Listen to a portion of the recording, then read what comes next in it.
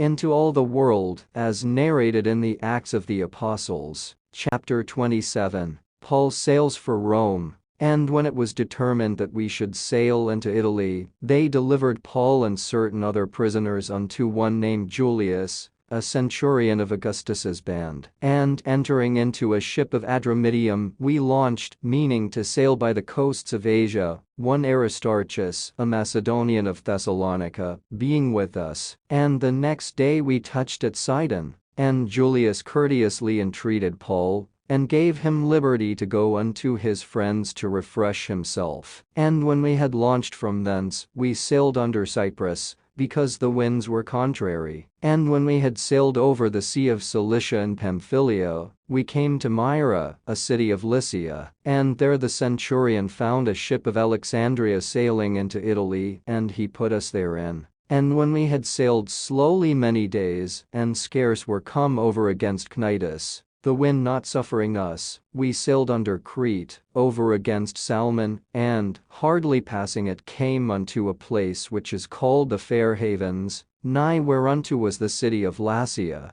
Now when much time was spent, and when sailing was now dangerous, because the fast was now already past, Paul admonished them, and said unto them, Sirs, I perceive that this voyage will be with hurt and much damage, not only of the lading and ship, but also of our lives. Nevertheless the centurion believed the master and the owner of the ship more than those things which were spoken by Paul. And because the haven was not commodious to winter in, the more part advised to depart thence also, if by any means they might attain to Phoenice, and there to winter, which is an haven of Crete, and leave toward the southwest and northwest. And when the south wind blew softly, supposing that they had obtained their purpose, loosing thence, they sailed close by Crete. But not long after there arose against it a tempestuous wind called Euroclydon. And when the ship was caught, and could not bear up into the wind, we let her drive. And running under a certain island which is called Clauda, we had much work to come by the boat, which when they had taken up, they used helps, undergirding the ship, and, fearing lest they should fall into the quicksands, strake sail, and so were driven.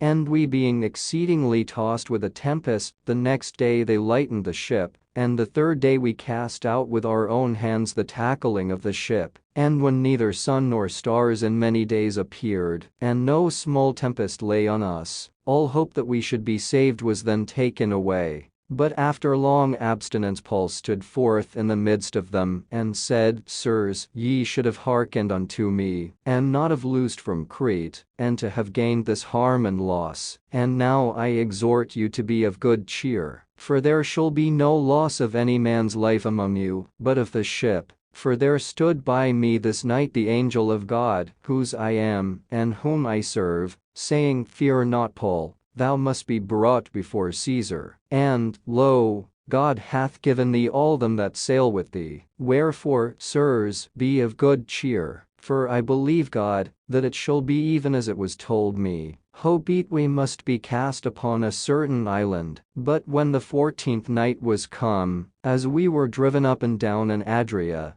about midnight the shipmen deemed that they drew near to some country, and sounded and found it 20 fathoms. And when they had gone a little further, they sounded again, and found it 15 fathoms. Then fearing lest we should have fallen upon rocks, they cast 4 anchors out of the stern, and wished for the day. And as the shipmen were about to flee out of the ship, when they had let down the boat into the sea under color as though they would have cast anchors out of the foreship, Paul said to the centurion and to the soldiers, Except these abide in the ship, ye cannot be saved. Then the soldiers cut off the ropes of the boat and let her fall off. And while the day was coming on, Paul besought them all to take meat, saying, This day is the 14th day that ye have tarried and continued fasting, having taken nothing. Wherefore I pray you to take some meat, for this is for your health, for there shall not an hair fall from the head of any of you. And when he had thus spoken, he took bread, and gave thanks to God in presence of them all. And when he had broken it, he began to eat. Then were they all of good cheer, and they also took some meat. And we were in all in the ship 260 souls. And when they had eaten enough, they lightened the ship, and cast out the wheat into the sea.